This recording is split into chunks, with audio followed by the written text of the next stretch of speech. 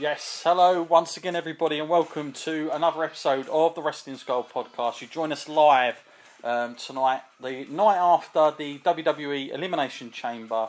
I'm your host John Scott, joined as always by my co-host Matt Essex. Matt, how you doing this week? Good to have you back. Yeah, it's good to be back again, and can't wait to get stuck into this Elimination Chamber, or that's what they're calling it, because, man, I've got some opinions on that chamber. Well, funny enough, I titled this episode, episode 82, by the way, everybody, I titled it with Chamber Gone PG. So I think that might give you a little indication where I'm going with it. But we'll get to that as it comes up.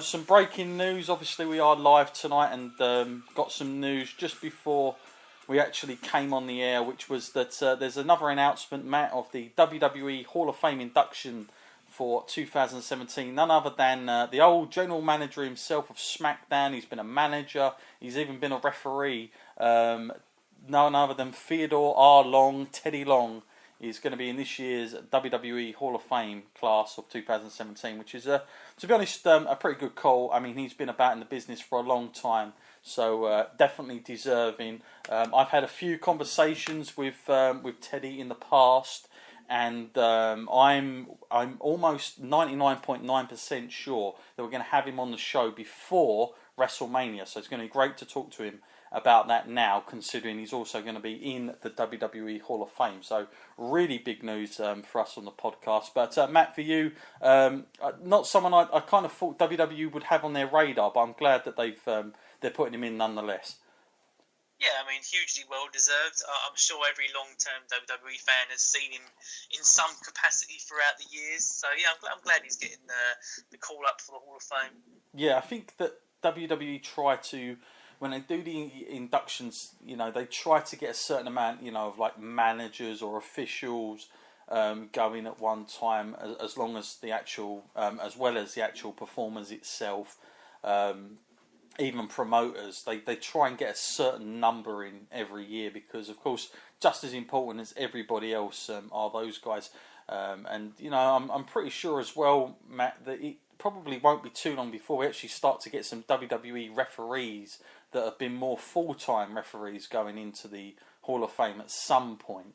Because we're yet to really see a significant referee that's reffed sort of all his sort of professional life within WWE. So I'm sure that'll be coming, or at least on the cards very soon. Matt, now we turn our attentions to the more modern of what's been going on. And of course, last night was the WWE SmackDown only.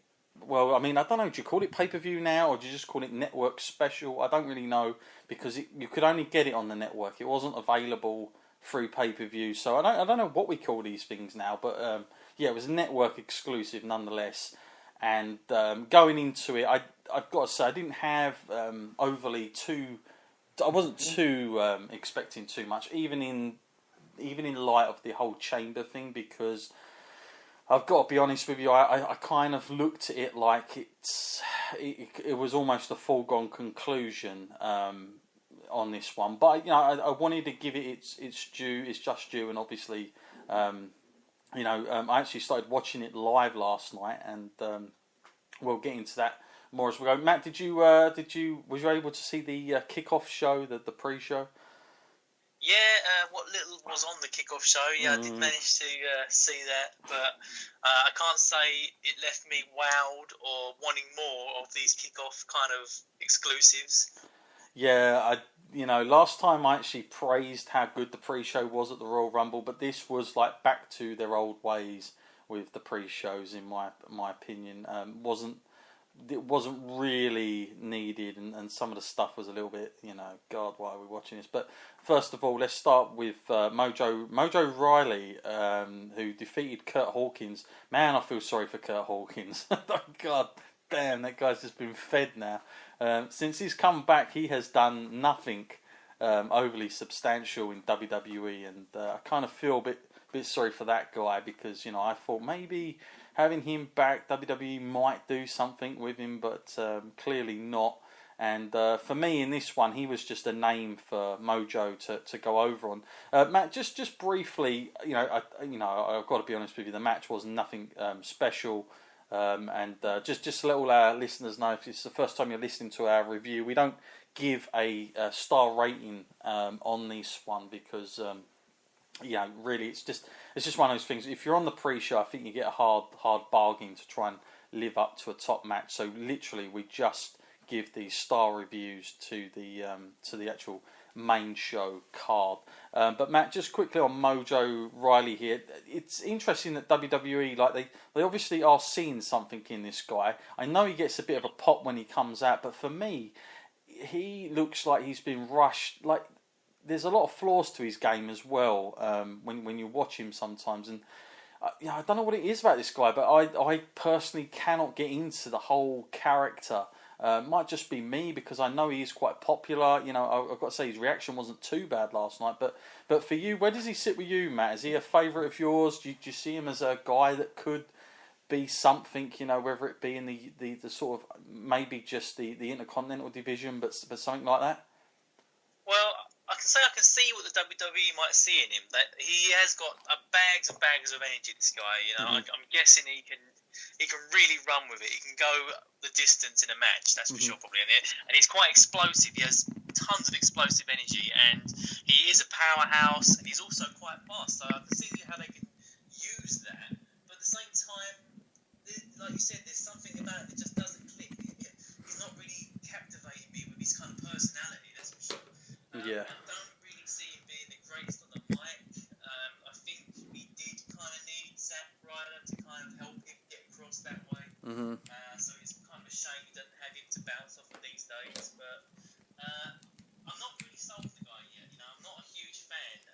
I think it's because he's trying so hard to be the baby face. But I think with that kind of energy and that kind of that kind of power, I think he'd be more suited as a more kind of grey character, because going over all the time as a baby face like that over some guys, like no offense to Hawkins or whatever, he's been around a while now, and it's a bit of a shame he's just being used like that. So I kind of sympathise with that guy more.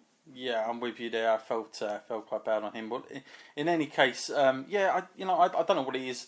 I just think there's something. Maybe he was too rushed. I would have liked to have seen him more in NXT. I think they would have got more value out of having him down there currently than having him on a SmackDown kind of pre-show stuff. But nonetheless, they're trying to do their best here. This sort of thing that's going on with him is sort of superstars level at best sometimes with these guys. Nonetheless, Mojo goes over and defeats Kurt Hawkins just under 9 minutes on that one. Then we had a lot going on in general in the entire night, Matt, with a lot of women's matches here, I noticed. But we had Becky Lynch up against Mickie James. What did you think of this match, Matt? I quite enjoyed this one. I feel like Mickie James hasn't really missed a step. I mean, the one notable thing was David Otunga running her down for this match, saying, "Well, she's been away for 7 years. She hasn't done that."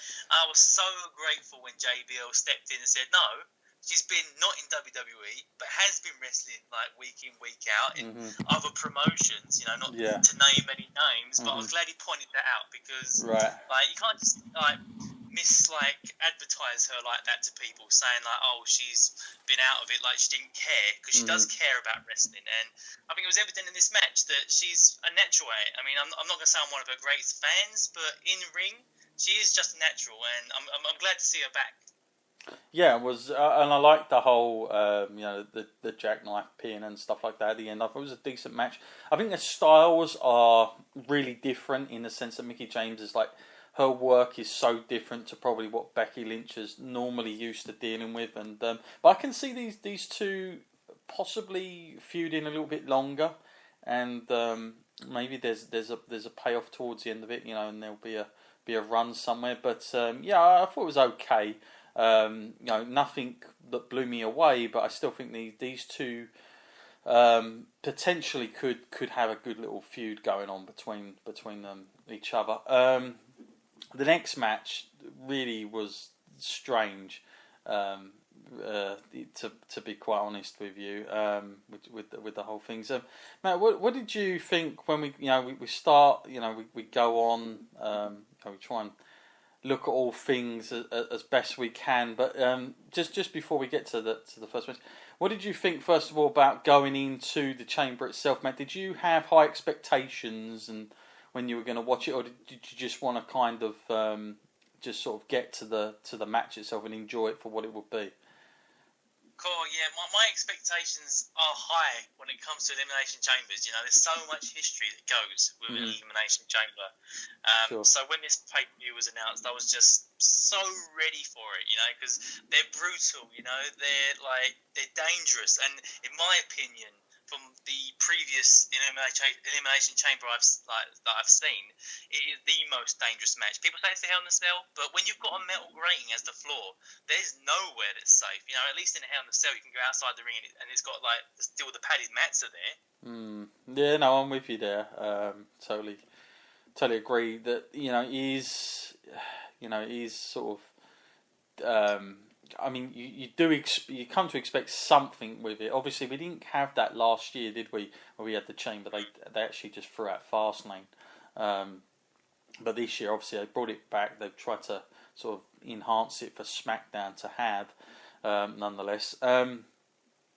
Matt, what did you think of the handicap match that we got first with Kalisto and Apollo Crews up against Dolph Ziggler? What was, the whole thing with that, and Dolph obviously being the heel now. What do you think of all this and where it's got to in terms of all three of these guys currently? I felt with this one, it couldn't be as bad as it looked on paper. Looking at it on paper, I was kind of thinking, oh, this is awful. But then I was thinking, well, it's a handicap match where the odds are in favour of the faces. So I was kind of thinking they can't really beat down on him. And I was quite interested in the way that they portrayed it when they actually took Kalisto out of the match earlier on, Sure. Before it even started. In fact, it was more of a one-on-one. And of course, he would come back and beat Dolph Ziggler, but that doesn't really hurt Dolph Ziggler these days because he's had so many losses anyway. It's hard to damage him any more than he's already been damaged. So that wasn't too much of a problem. But I just don't know where they're going with this kind of angle. Dolph is losing but vicious. I'm not sure what the payoff for this can be. Do they stick him in a sort of hardcore kind of match or a last man standing match where rules don't really apply to him? Because it's not really making him look great when in a normal match, which is 90% of matches that we will see, he just can't win them these days. Yeah. And I know this was the handicap match, but this is just not this one isolated situation. This has been for months now, and he's just not getting the decent payoff he deserves. And they're not really making Crews look good either in this feud because he just keeps getting beaten down on after the matches. This to me is a lose-lose kind of situation. Yeah, no, I'm with you on this one. Difficult, really. The whole idea that it was a handicap match, it was kind of like a comic strip. It's like this section of the wrestling is almost tailor-made for kids. I don't really know as an adult how you can get into this type of stuff. Genuinely speaking about Kalisto, I'm kind of been disappointed with how WWE have used him of recent because he was, at points last year, he was getting some really good time. He got some great matches in. And I feel like they've just sort of completely dropped it with him. And, he's not now going to be the big Mexican selling merchandise wrestler that they've kind of wanted since Ray. But just because that, they kind of just thrown him down a bit. And I feel as far as Apollo Crews goes, he has been... he has done nothing spectacular since he's got up there. And I'm not saying that everybody that comes from NXT has to literally set the world on fire. I'm not expecting everyone to have that Finn Balor type impression or Joe or anything like that. But, I really do not understand how Apollo Crews got pushed up so quickly and yet they really didn't have any plans whatsoever with this guy. And I feel like he's been